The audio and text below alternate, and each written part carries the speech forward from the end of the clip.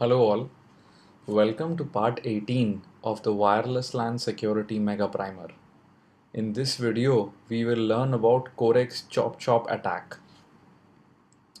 So let's go back to the drawing board and revisit our little diagram about how the web packet looks like.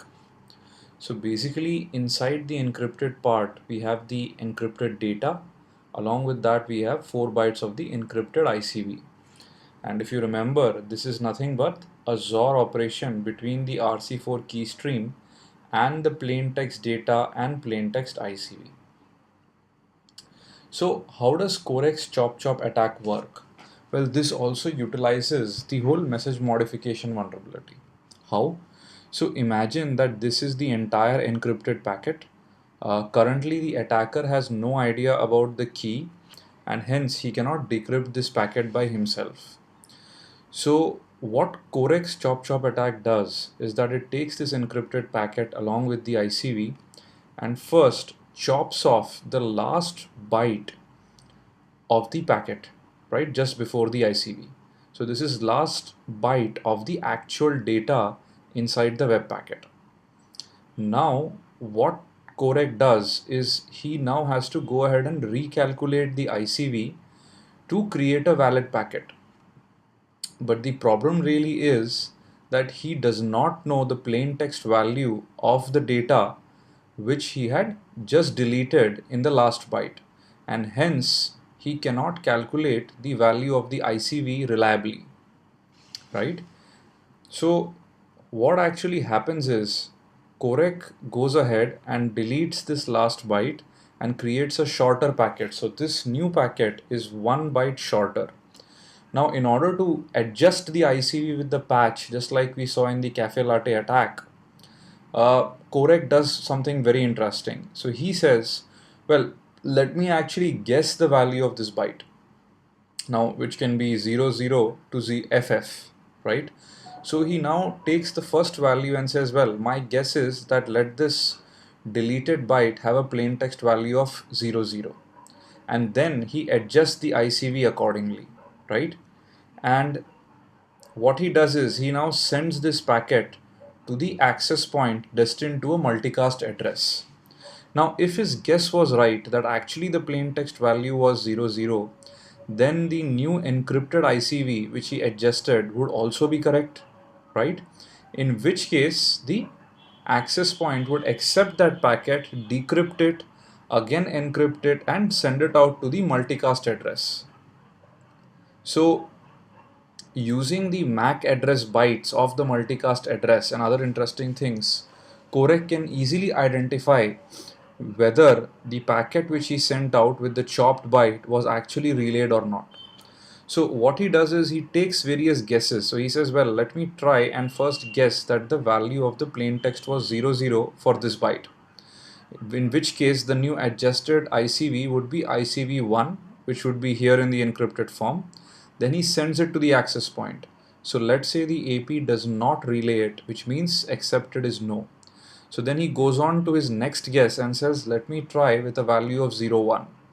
Again, it may be a no. Like this, he goes on till the time the access point finally does not accept the packet and relays it over the air. When this happens, the guess he had for the plain text value is the one which is actually the correct value of the plain text, and he is able to decrypt 1 byte of the packet, right? So at most he would require 256 guesses starting from 0 to all F's. Now what basically happens is, as one can imagine, he now moves on, and once he decrypts the last byte, he moves on to the last but 1 byte, and he follows the exact same process to decrypt that. Then he moves on to the next byte, right? And like this, he ends up decrypting the entire packet. And this is what the chop chop attack is all about. The only mathematics involved is how does he adjust the ICV by taking one of these as a possible guess, right?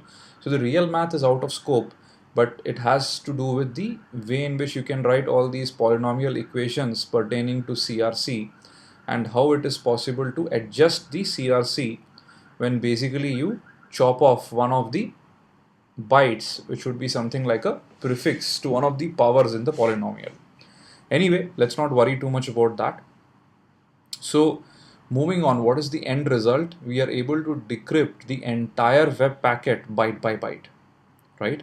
And this can be orchestrated in two modes. One is an authenticated to AP mode, in which the attacker is actually going ahead and uh, impersonating either a client which is already authenticated, or he fakes an authentication, so that now when the access point receives his modified frame, then it will accept it because the client is associated, and then it will do the decryption, and if the packet is correct after decryption, that is the ICV etc is perfectly okay, then it would relay it. The other option is unauthenticated, in which case some very interesting behavior.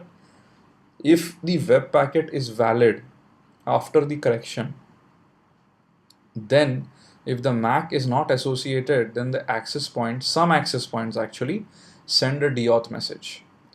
If the MAC is not associated and the packet is invalid, then no deauth is sent. So by figuring out whenever a deauth is sent compared to what was being sent in a previous packet, Corex tool can actually figure out whether the current byte guess was correct or not. And in Corec attack, basically he uses the MAC address, the source MAC address, as well as the destination MAC address to actually go ahead and encode those values inside. So for example, in the authenticated case, the multicast address to which it is addressed, the packet is addressed, contains that thing encoded. In the case of the unauthenticated AP, the source address of the client which he is using is something which would contain some indication or signature about which byte he is trying to decrypt, right? So now let's go on to an actual demonstration. So what we will do is, once again for Corec attack, we actually have air replay ng to our rescue, and it actually has an option called chop chop. So air replay ng hyphen hyphen chop chop, and post that all we need is basically the BSS ID or the ESS ID. In our case it is pawn me, along with the interface mon0, right? Now we have an actual access point running on that channel currently, pawn me, and now what I'm going to do is I'm going to go ahead and start a client. But before that, let me also run Wireshark so that we can start capturing some packets. So I'm basically just interested in the pawn me access point. So let me remove everything else.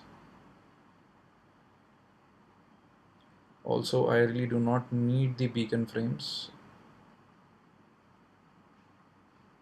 Now let me go back here, and now let me start the client. So if you remember, in Corec attack, one of the first things was that we have to capture a specific packet, right?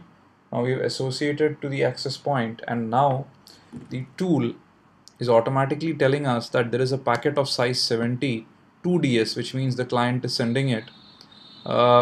This is the client MAC address, and it's asking whether we should go ahead and start decrypting it using the chop chop attack.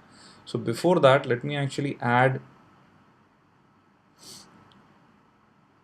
a little filter here. We already added it actually for the BSS ID, so I think this is good enough.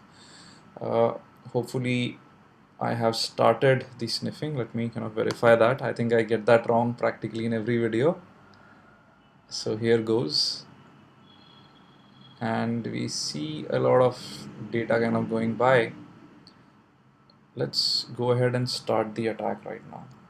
So I say yes, and if you notice, the decryption process has already started for the various byte locations.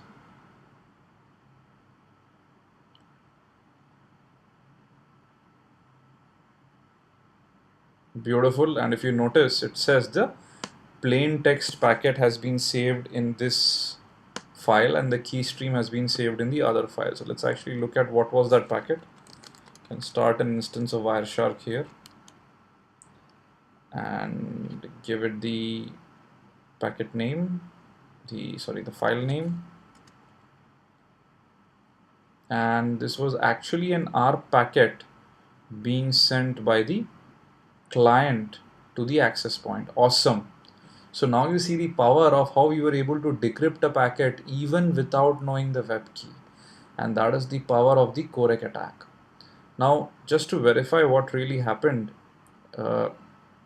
we could go back to our Wireshark capture window, and you would actually notice that there's a lot of different packets kind of going through, the data packets which have been chopped, and a lot of other things which you can have a look at a later stage, right? So you would always see these little truncated packets which are kind of going from various different MAC addresses.